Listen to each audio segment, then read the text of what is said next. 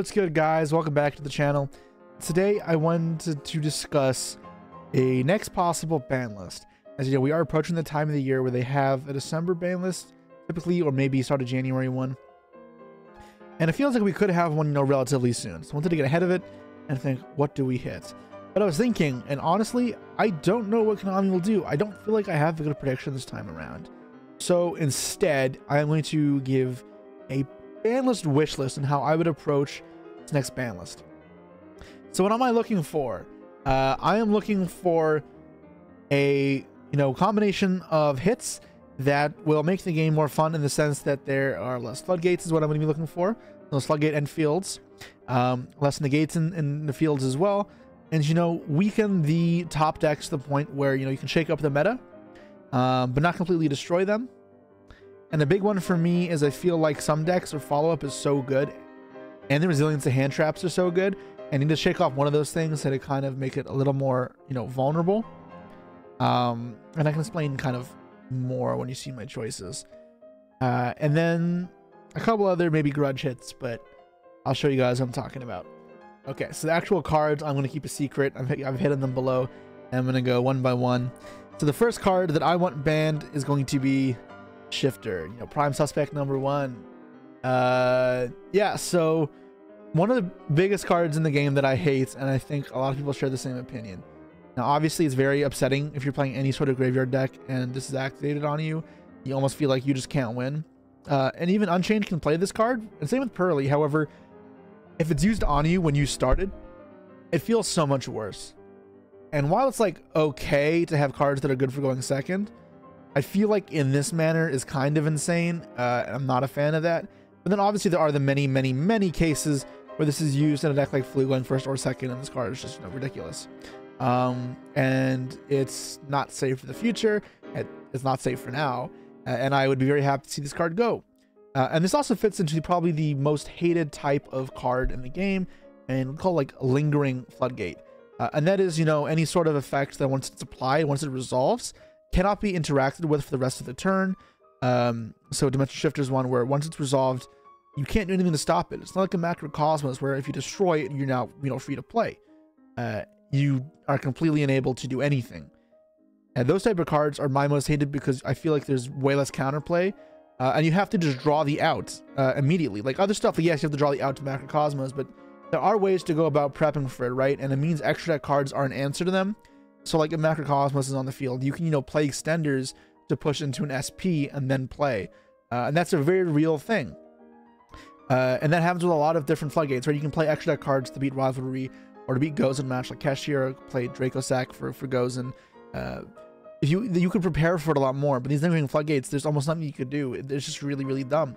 So you'll see I ban a lot more of them, and some of the most obvious ones are Droll and Barrier. And these cards, everyone is screaming to get banned, but these all fit in the same category of cards that are very obnoxious, because after they're used, you really don't have any points of interaction to deal with them afterwards. You have to try focus down on the rest of the field and try win a value game. And in some formats they can be okay, but many times when these cards are activated, it's ruining the game. It's ruining the player's experience. I like would just avoid half these, and I don't know. So I would really like to have these cards gone, and there are others like it as well. Abyss Dweller's one, and yes, this card is not super prominent right now. It is still a problem. Obviously, it's still being used in race and in tier if you're playing against Unchained. And I promise I'm not just biased towards graveyard decks. But this type of flood, I think, is just so dumb. And tier format managed to be okay in spite of this, which is incredible. But if this didn't exist, I think tier would have been a lot cooler even. When everything was at full power. This did diminish some games where you just couldn't do anything. Again, there are some games where, like in those tier mirrors, where you could play a value game and sometimes eke it out, but it's still not that likely. And you remove almost an entire way to play, right? With this card, these type of floodgates, you can't really rely on board breakers as much, which I don't like eliminating that as an aspect of the game. You'll notice a lot of my choices tend to bolster types of board breakers, because that's the type of Yu-Gi-Oh I prefer to play. But yeah, remember that this is a subjective list, so some choices will be based on my preferences to how the game is, and these cards I cannot stand. And I know a lot of people would be in the same boat, but there are also plenty of people who will defend them, and I understand. But following that trend, it's just all the cards do similar things. Gravekeeper Inscription, Silent Graveyard, Different Dimension Ground, Artifact Lancia, Mistaken Arrest. Like, there's probably more, but these are the ones I could think of on the top of my head. Just ruin all these cards, and then, you know, newly added because Centurion, Calamity. Like, yes, this would be hitting Centurion immediately, which isn't something you typically want to do, and I wouldn't really want to do because Centurion is not that crazy of a deck. But the deck doesn't revolve around this, and you can certainly, like, do other stuff, like making Crimson Dragon and then ranking up into the Cosmic Blazer, I think it's called, Cosmic Blazer Dragon, is, like, you know, fine. You still get the draws, you have the good grind game, and you get the negate still. You just don't have a goddamn, you know, floodgate that just you can't interact with. This one is a little more manageable because of its just misses timing, and its just qualities aren't as good as the other ones, but it's still just a card that has no reason to be in the game. Other cards like Kali Yuga should probably be joined here, but I know when I go through combing through every single last one of these cards that make the game unable to interact at all. Don't want that.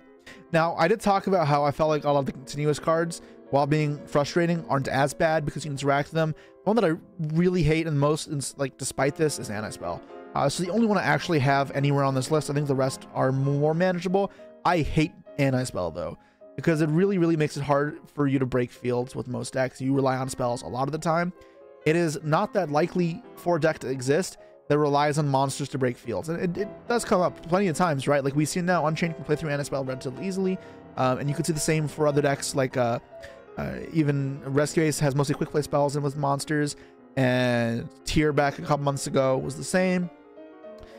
But it still can be very frustrating, and sometimes it still can win games as well. You saw I lost to Pack in top 4 Brazil in Anti-Spell, despite me playing Unchained. It happens. And I just really just like this card. I don't even think it's that good. Most of the time I think it's not the correct call, but it's just very frustrating. And if it's going to be constantly frustrating my tournament experiences, that's the type of card I don't want to exist in the game. It may sound like a sore loser type vibe here, where if it's making me lose, I hate it. But I've lost games to other cards that are completely fair, and I'm not going to complain about it. Anti-Spell is one that I can't stand, because not only do I lose, I didn't even get a chance to do anything. I looked at my opponent's field, went, okay, and then conceded. So yeah, I would be happy to see that gone. And yes, you can make the case for other cards like Skill Drain or whatever too, but I've always just felt there's more counterplay to it. And that may be a very surface level analysis, but I don't really know how to go in depth further without, you know, actually dissecting specific formats at great length. Next up, we got Egido and Kelbeck. So moving on from the floodgates, we go to the super combo extenders. You know, you got the other side of the spectrum here, and stuff that's nuts. Now, I like these cards a lot more when they were at 3, because you can more predictably, you know, expect it to happen, as well as you could both players build a graveyard based deck and it would affect both players. But at 1 and not being like a dominant strategy, it becomes very frustrating when this card's activated against you and you're not building the super graveyard, you know, effect heavy deck, which is, you know, most decks, and it also just, you know, supercharges, you know, these graveyard decks so much. It's just very frustrating, and they are so powerful. You know, like, the tier deck would probably be strong enough if it melt like actual tier cards like Sulix, Screams, Mallies, and, you know, tier effects anyways. But when you see these, you just groan even more. And one of the more frustrating parts as well is then you have to make a choice, you know, in that moment. Is it worth conceding here to hide the contents of my deck? And that might just be a reasonable choice. And I hate that that's a decision you have to make. You should at least, like, you know, try and see out the game. If your opponent makes mistakes, if you draw a good card, but like, have a reasonable option be that no, you should just, you know, give up. That's kind of, you know, bonkers. So not a fan of that being a thing in the game. I really don't know what more to say about these cards. They're just so broken. I think both Master Duel and the OCG made the correct call banning these cards. They are nuts. The only other way to have them is at format defining 3-ofs. That way, you know, the entire format would be around it and you can, you know, play accordingly. But when you can't prepare for it as accordingly and it happens to you, it's just so aggravating. Next up, we got Appaloosa. Yeah, so this may be a weird one, but as I'm taking away a lot of the floodgates, this is one of the other cards that can be very frustrating. So one of the biggest things that I am not a big fan of in like this card design is generic negate monsters, or negates in general, but you know, generic ones even more so. I don't like that you can just become the same board in every deck. I dislike ending on, you know, Apo Baron. I also don't like that insulates from Nib pretty easily. I want people to have more thoughtfulness when they're either playing around it, so you know, holding resources back, or intentionally not using effects. Like, I think it's cool that like something you reasonably do in Kashtira was make a Rise Art with 3 materials and intentionally not use your 1 material Rise Art because of Shangri-Ira, just so you can play around your Nib. That way, if they Nib you, you can go, all right, Birth Effect, bring back like a monster, and then make a Rise Art. Now, that was a, you know, a proper play you could do back then, and we see several plays like that now, like certain ordering Unchained to play around Nibiru, because you know, Caesar comes way later in the combo, and you can't force it out super easy all the time, not in the efficient combo lines.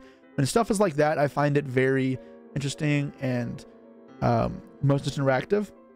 And I think Appaloosa doesn't promote that very well. And then even when it's just summoned, like, I know saying 3 negates is kind of cliche, or like it's not really true, but it also kind of is. Like when it's put like 3 mats, it can be very frustrating to deal with. And I don't like having it. It also kind of, you know, makes one of the best aspects, or one of the best like ways to play the game invalidated, and that is very monster heavy decks. And maybe that's just my subjectivity, but I really like when a deck is very heavy on monsters, and those monsters can, you know, be helpful to actually break through fields. They're not just, you know, starter pieces and hand traps. And Apo trading up so many times into that is very frustrating. Like if I was playing, what's an example, Unchained into Apo, like it actually is pretty hard. And other decks, you know, can feel the same. So I'd rather see that interaction, you know, be more removal based. And if it's negate based, I want it to be a little more specialized to the deck, not as generic, and maybe not as good as Appaloosa is. And then following along with that trend is Baron de Fleur. So very similar. I think it's way too generic. And I think if you want to negate, the one that is more balanced is Borreload Savage, because you can't put it out as easily in most cases. As well as, you know, getting the pop effect is just dumb, and the tag effect is not like insane, but the fact that it has ability to recycle itself, or also like be a follow-up, is just nuts, right? It helps you push, it helps you as interruption, and then it also helps you sometimes as follow-up. And I think that is just so mental in a card. Like we talked about in my best card of 2024 video about Promethean Princess's Extender, Disruption, and follow-up. And Baron, you know, isn't the exact same, but the fact that it kind of is similar while also being as generic is incredible. But unlike being the disruption in the pop sense, I think it's the more toxic one too, and that is a negate. And my biases definitely show here in me not liking these generic monsters and these negate monsters. But yeah, I would say goodbye to that. I'm a huge fan of SP. I think that is a lot more interesting of gameplay, and if that is the way we trend for our generic cards, I am happy. As for Baron, though, I would also not be sad if it left. On this discussion of negates, I think Caesar belongs here. And this one is hard because it does hurt Unchained a lot. But I was thinking how to hit Unchained, and I really didn't have a great idea. And while Caesar is, you know, hitting deities, I guess, I don't know, I don't really care about that, though. I think this keeps Unchained's, you know, identity intact, and it can still play other ways, more fragile ways like Griffin as well, and still be a, you know, decent deck. Like the deck still has plenty of options. Like Rage into SP is nuts, and so are the traps, so is the grind game. But relying on this card, I think, is crazy. Like, this card is so hard to play into, and this card will single-handedly be the reason I almost never lose going first with Unchained. The deck is already good in hand traps. Ending on a double negate after that also floats is incredible. And you'll see with the next card I put up here too, that I am looking to weaken the follow-up of some of these broken decks, because if they're so good into hand traps, and they're also good at staying alive through board breakers, you know, like Rescue Ace and Unchained, I think they need to be weakened on their follow-up a bit as well, because that is like part of the reason it's like so hard, and why it's so hard to play going second right now, and why we're in such a hand trap, you know, seemingly centric format. So yeah, I think this card should probably be banned. There are other ways to hit Unchained, but this is like the way to do that without actually like hitting the actual cards. Then you'll see here, I talked about the follow-up thing. For Rescue Ace, I don't know if this will work, but like, I'm gonna put this out there and we'll see what you guys think of it. What if we ban HQ? And now my logic here is, you know, the Ace board is good, but it is not a death sentence. You also can use board breakers to beat it. However, the fact that after you beat it, they'll have searched HQ on your turn typically, and then also get like 3 more cards in hand, means that they'll just reset the field again, and you almost won't ever be able to deal with it. That part is nuts. So if you can't, you know, break the field consistently and then also win that game, you have to hand trap them. That's why we're in the spot we're in. I don't like not having, and I don't like when these formats don't have that better option. And I think that it's kind of insane right now that you can't break a Rescue Ace or Unchained Field and feel comfortable to follow up, which is too nuts. So I wanted to weaken that in some capacity. And my logic, so the logic with HQ is, while yes, you can still get some resets, so you can do like emergency resetting a trap, and you can still do Reinforce if you want to play that. Can also reset a spell, or you can play multiple spells. You can still keep going, but you will have to pay the price in the sense of your deck may have to get worse. You want more traps, more spells, and your follow-up will also be, you know, not as insane. But your turn 2 would still be good with Rescue Ace, which is the incredible part. Like, you still have, you know, you could have left the original Sinful Spoils in your grave to search Hydrant, and then draw a card afterwards, Wanted, and then you'd still have the emergency to reset, and then that would immediately be live because you searched Hydrant. Like, your turn 2 would not be bad by any means. This eliminates the ability to also grind. You have to know how to actually use your turn 2 now efficiently, and you have to be able to kill them efficiently, because if you aren't developed as a player enough and have that skill, you will struggle. And I think it's a good thing to make it, you know, more skill intensive, that you have to be making the right calls. It also opens up a new victory plan against Rescue Ace. You can outgrind them now. And I like when you are able to adapt against decks and pick different win conditions. And I feel like with Rescue Ace, it's kill them or completely choke them, or you'll lose. And both of them are like very kind of, I don't know, like those are like the more boring ones, lead to more blowouts. So I try and avoid that. I guess the kill one, not as much. The kill one, you definitely can have interesting games. But I like that when you can switch between the kill them to choke to grind them out type of you know, play style. It also opens up more control strategies to maybe do well. Part of why control kind of sucks is there's just an incredible amount of follow-up in all these decks. You can't punish them for making a bad field against you, because even if you don't care about their negates, they're just so well set up for next gen anyways, it just doesn't matter. You can't win the grind game, you can't deal with the follow-up, and yeah. So let me know what you guys think of that. That one is definitely one of the more out there wishlist items here, but I was thinking what to do versus Rescue Ace, and I think without butchering or decimating it entirely, this is a way to go about it. Next up on the ban list, Dolphin. I cannot stand Hand Rip, let alone a card that you then combo afterwards. This card should have been banned years ago. This is so frustrating of a card. If Talents wasn't so helpful for going second, you know, that may go up next to it, because, you know, the Hand Rip is just so frustrating of a concept in the game.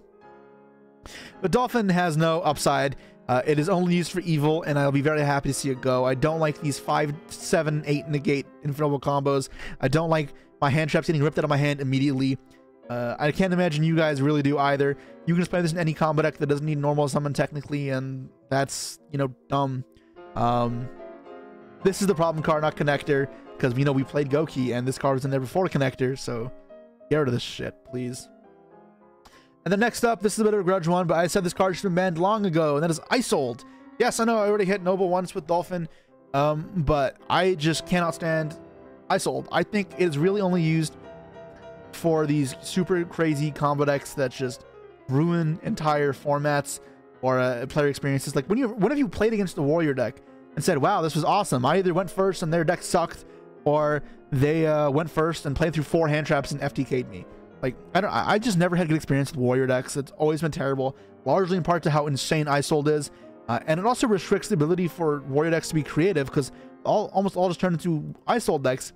I don't blame them. If your type has a card that says special from deck and search, you build around that. And I think this needs to go to reopen up the whole World of Warriors. Please. A lot of the other broken links have been in the dust. It's time for this one to follow. That is all the cards I'd like to see banned for now. Yeah, if there are any that I missed, please let me know. There probably are. There's a lot of other lingering floodgates as well that I'd probably be happy to put on up there, but I felt like this addressed most of the decks in a way that need to be banned them. Other decks were hit with limits that I feel like would balance enough, and I'll get into that now. So we got Pot of Prosperity for limits. Now this one is not that hot of a take. The reason I want this at 1 is, yes, I know it'll be sacky when you draw it, but the main thing here is a lot of decks in recent history have almost been able to build around this card. And that sounds weird to say, but decks like Kashtira aren't that consistent. But because of 3 pots, you know, they actually feel consistent enough to be a meta threat. I hate that. Like, I think having all these decks kind of just exist because of Prosperity is rather frustrating. And I'd rather them, you know, be unique decks.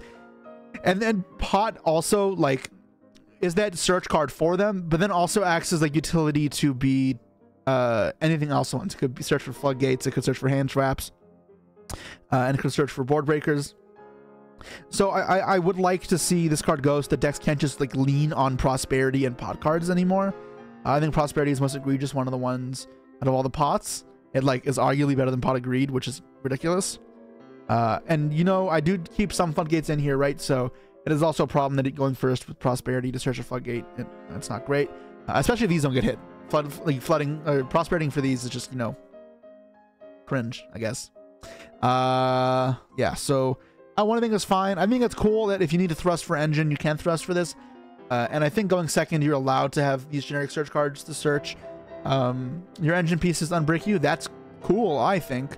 Going first, though, I give, like, that's another design philosophy of mine, I guess, is I give very little credit to going first because it's already so powerful. I want to take as much away from going first as possible.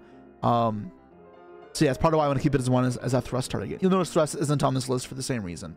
As long as we get rid of the lingering floodgates to set off thrust like barrier and DDG, then thrust is cool. Anyways, I'm talking too much about thrust about when I'm on the topic of Prosperity. Yeah, at 1, I think it should be fine, and decks can't build around it. And yeah. Next up is That Grass Looks Greener. This one is a weird hit, and I know at 1 before it did cause a bit of a problem because people played these weird 60-card decks. While that could happen again, and grass could be a little frustrating in those scenarios, especially with thrust and left arm, I think it might be worth it. This one again is a little bit risky, and we'll see if it actually ends up biting on the ass with these 60-card decks popping up. But it does fine in the OCG still. The reason that I want it though at 1 is again as a thrust target. And I'm not saying in a 60-card deck, but if you're playing as a graveyard-based deck and you're 40 cards and you go second against somebody, I think it's really cool that you can thrust for grass and then mill like 10 to 15 cards after they combo it off. So if they're not playing negates, it's a way to load up your engine to the point where you can beat them. And I think that's a very interesting way to play the game. We haven't really had a chance to see in the TCG yet. I've done it once or twice in Master Duel. I think it's super cool, and I would like it to be a thing. It's not like it's completely, you know, invulnerable to any sort of disruption at all. There are ways to beat it. You know, Ash is, you know, a great one. And also, you can play around thrust by holding monster effect activations or not going through as many cards in your deck. I think grass is a very cool card. I just don't like when it becomes the sole centerpiece of the deck where you play 3 and then you have a 60-card deck, because then then it's kind of, you know, toxic. But I'd like to try it on 1. Next up is Big Welcome Labyrinth. So I was thinking how to hit Labyrinth, and I'm not sure about this one. This is one of the like wish list things I am least confident in. But the logic is here is that you can use it constantly, so it's fine to have a 1. Lady can reset it, or not Lady, Lovely. But if you want to use the bounce effect, it is gone for good. Also, if it's in the grave, you have to get to Lovely first to reset it.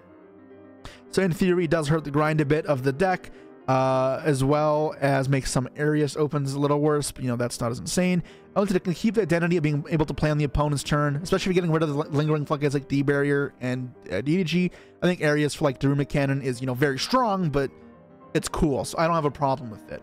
And it's not like insanely game over type of thing. So I would like to see Big Welcome at 1 there. Now, there are other ways to make up for it. You could play, I think it's called Setup Welcome or something like that. It's a spell you can search with the furniture pieces that puts back 2 welcomes from the grave and are banished. So it has to be exactly 2. It's 2 normal traps from your deck with different names. But the big thing here is you can recycle Bug Welcomes. So again, it's not like you are forced into, you know, this bad deck, you do have choices if you really feel like you need this long game off Big Welcome. It also means you have to be less aggressive with the graveyard effect to bounce. I don't know if it's a big enough hit or if it's too big of a hit, and honestly, I could be completely off basis here, but I felt like Labyrinth needs to be hit in some capacity based on how I'm hitting everything else. Next up is one Astrolabe. This is another weird one I'm not super sure on. My Mannadium knowledge is rather, you know, poor, all things considered. And what the goal was here is you can't extend as much in your first turn. You can't use it to push your fields as much, and you can't use it as follow-up too much. And it also rewards you specifically using this pattern in a way to shuffle this back, so you can reuse it. I think that's super cool. And it makes it more of a power play to summon this because, you know, once it's used, it's used. I think it could be very interesting in that way. And I don't think this is a huge hit. That can still be very good, but I think without Appaloosa and without Baron already, it is significantly worse. And this kind of just, you know, would be like a small hit. But I think it's very manageable. Like, I know some decks play 2 or 3, but I really think you can manage with 1. Like, yes, your grind does get a bit worse, but every other deck is being hit quite consistently. And the big thing to know here as well is for this deck's favor is if Droll gets banned in my type of list and Anti-Spell, the deck, you know, does get that stuff going for it. So, yeah, I think I need to hit it in some small fashion, and this is the way I decided. If you guys had a better way to slightly hit Mannadium without, you know, butchering the deck completely, let me know, because I'm not sure if this is the way to go about it. Next up is Sleep Memory to 1. I think putting this to 1 and Delicious to 1 would make the My Friend a lot worse. Also, the deck becomes less consistent. I don't love making the deck less consistent. Biggest thing I want to do is hitting My Friend's, you know, power level a bit. I think Pretty and Happy Memory are fantastic. They're really cool cards that are great for helping break fields, and that is super cool. But I'm not a fan of this turn 1 towers with 3 bounces and 6 draws type nonsense. So I think making that a bit worse is where I want to see the deck. And I mean, in reality, you can still do stuff like reveal 3 Yeeps, or 1 Yeep, 1 Delicious, 1 Sleeping in the deck is still fine. But it would definitely be a big hit to Pearly, and it would probably fall off greatly in light of this. However, I think Pearly has been dropping off a good bit recently, and it may start being phased out anyways as the other decks keep getting stronger and Pearly only weakens. Next up in the limits is Tear Element Scream. This one, again, is another odd choice, but I figured with all the other Floodgate hits, when you're hitting these Floodgates, you do need to do something to these combo decks to not make them just steamroll over the opponents. And part of the reason I'm picking this is also because it's insane going first. I figure this way now, you can't, you know, open up a screen, research screen with Trivia Karma, and then also mill one and get both effects. Now you have to be a lot more picky, or you have to use a shuffler to put it back in the deck. Because this card is nuts. I think getting to resolve both effects the same turn and then scream again and again and again is a really busted part of tier. And while I love this card, part of the reason I love it is that it's just so insane. And it's one of the most underrated, you know, tier cards or cards in general. But this constant pressure that it applies, as well as having a good graveyard effect, I think this could reduce consistency and, you know, also lower the ceiling a bit of the tier deck, which I would want to do because it would still, the deck would still maintain a lot of interrupts despite these bans. And I don't want the deck to be too problematic. Next up in the limited is the Dragon Rulers. So I think these cards can go back to 1. Arguably, all the Dragon Rulers can go back to 3, but this is where I'd want to see them at. At first, Redox Reborning a card is not too insane. A Tidal dumping a card is probably the strongest, but still not insane. Foolish Burial exists, and it's not broken. So I think it's absolutely okay for these to come back. We can explore Dragons out a little bit more. And I mean, Dragon Link decks right now don't even play Dragon Rulers. So I think it'd be very cool if we see a bit of a resurgence in the Dragon Rulers and a different type of deck can come out around them. But in the meantime, I see none of that happening even on 1. So, yeah. Next up for our semi-limits. Nothing. I think semi-limits are reserved for very special cases. Now, I probably could have decided on the semi-limit cards that currently exist and moved most of them to somewhere else. But I was too lazy. Largely, I think that semi-limited cards should be reserved to cards like Malicious or Tengu that specifically rely on 3 copies, or semi-limited cards that are searchable and impact a grind game. So, for example, Striker Kagari, if you semi-limit it, this does meaningfully impact the deck's grind game. While I'm not saying that's something that should happen, I don't think Striker needs to hit right now. That is the only other time I think semi-limiting a card is okay. Or you have to semi-limit so many cards in the same archetype as one to meaningfully hit the consistency, like in Master Duel hitting blue, jet, and starter all together type of thing. But unless you're doing that, semi-limited really isn't that impactful. And in this case, there's nothing I felt it was malicious-esque that needed to go to 2, and at the same time, there's nothing grind-based needed to go to 2 because the format's slow as is. Maybe there's a world where Unchained would need this third Yama more often, but that sounds also kind of like fictitious to me. Like that almost never happens as is. So for now, no semi-limits. Let me know if you have any different opinions on that, but my opinion for semi-limits is they are mostly unnecessary. As for the first card, I want to see Unlimited. It is Cyframe Gear Gamma. Yes, I know I talked about negates not being a thing I like. However, that is mostly in the going first aspect. I think they're really you want as much as you can for going second. And while I tend to hype up board breakers, I think Gamma is awesome because it's the most impactful hand trap, it feels like, without being busted or lingering floodgate like Droll, Shifter, Maxi. And they can also be used as a board breaker, which is super cool, and it requires you to play in a specific way, but I think that's neat. And in those fashions, it can also be played around by the opponent. And when you have that type of actual decision making between the opponents, that's when Yu-Gi-Oh is awesome. So I want to encourage those scenarios, and that's why I think Gamma should be at 3. Yes, it's very strong, but I think it's fine. It punishes one card starter decks, which I don't like existing in the first place, so put it to 3. Next up, this is my list. I'm biased. What are you gonna expect? I love this card. My favorite card ever. It's one of the coolest cards ever. It is broken. I understand that it's insane, but if this is my list, I'm gonna do what I want, and we're gonna put Snow to 3. Next up, this is a weird one, and that is Masterpiece. Ban to 3. So I mean, you could put it at the 1AS first if you really wanted to check. My thing is, we have better cards nowadays. These tower-esque effects are not that hard to out anymore.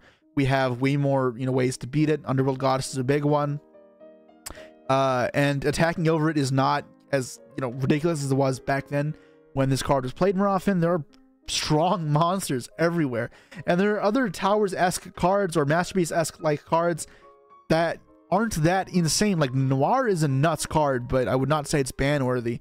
And I think Masterpiece is similar. Borland is not as much of a tower as I guess, but it's still very hard to kill, and it's still fine in the format. There are ways to kill it. Masterpiece fits very similarly. Now you could say, why do I even want it unbanned?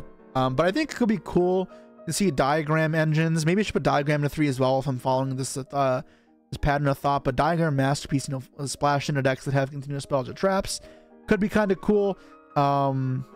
Like what if I have my Scream or my Sullik or whatever with diagrams to trigger graveyard effects, add Masterpiece, and then summon that. Ooh, that's probably terrible, but that's the kind of idea that I have, and I think that could be neat. And I really don't think the card is that much of a problem. You can answer it. The 1 pop attached to it does not make it a floodgate. It is worse than Noir in that sense, and I think it is beatable. Now, there may come a deck that may struggle with killing Masterpiece, but I think most decks should be able to adapt pretty easily. At the end of the day, if this card ever is meta, there are Kaijus as well, which do answer it so efficiently. There's no way this card actually becomes, a hugely dominant threat. Next up, another going second card is Pankratops. I would like to see this card at 3. I think this card is great for playing through those floodgates. It's really good, and also trades up a lot of the time into these boards that are very removal heavy or even negate heavy. The card isn't always good. I think many times people played this card when it wasn't actually a good option. But I still think it is super sick, and especially with like SP going around right now, this is one of the best answers to an SP based field, and I think giving good counters to strong fields is the right type of thing to do. I think this card is super cool, where if you're in an earth-based format, your opponent can Asa this. There's a punish as well, and that could be interesting in grind games. You can also Asa Crest to search this. I think Pankratops is not a busted card. It doesn't blow out the game, end it on the spot, which is bad thing that board breakers can do, like Duster. And it doesn't do anything insane going first, so it's exactly the type of card I want to see more often. So yeah, I was kind of upset this card went to 1 in the first place. I never thought it was too broken. I didn't think there were any format where this card was like the defining card that needed to be everything. I think Fenrir in the same sense as Pankratops is overrated, and aren't even always that good, but those are the type of cards I do like seeing in the meta because They can trade up into fields, and that's exactly what you need if you're down a bunch of cards because your opponent played uninterrupted. And the last card I have going to 3 is Pot of Desires. I talked here about semi-limits being almost meaningless. This is a great case of that. I felt like, I don't know why this card would be semi-limited. If Konami really wants to hit it, they can actually hit it properly. But at 2, it does almost nothing. You know, consistency a little bit. Yes, the pot cards may be too much, and some decks can rely on them, but, you know, this I don't think is nearly as insane as Prosperity for decks to rely on. It's just good value.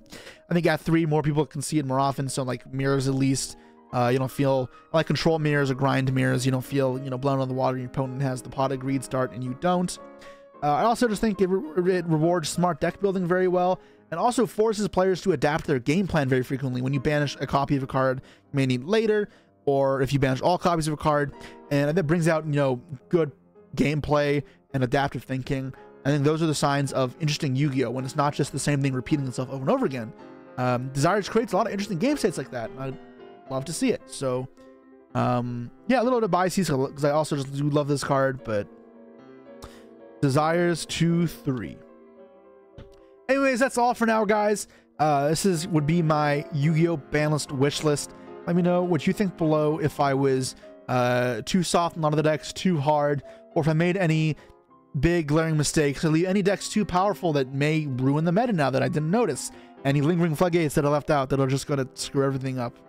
I know I didn't touch the Chimera branded deck at all. It hasn't been doing much, but who knows, will that be a problem? Will Flu be a problem? Oh, that's a lingering floodgate that should be banned, actually. I forgot to put it on here. Featherstorm. Screw that card. But that's for now. And if you guys enjoy these type of videos, just let me know, because I know I've been doing a lot of tier list type stuff lately, but it seems to do well on my channel. So if it does well, I'm going to keep doing it. And yeah, that's all for now. Peace.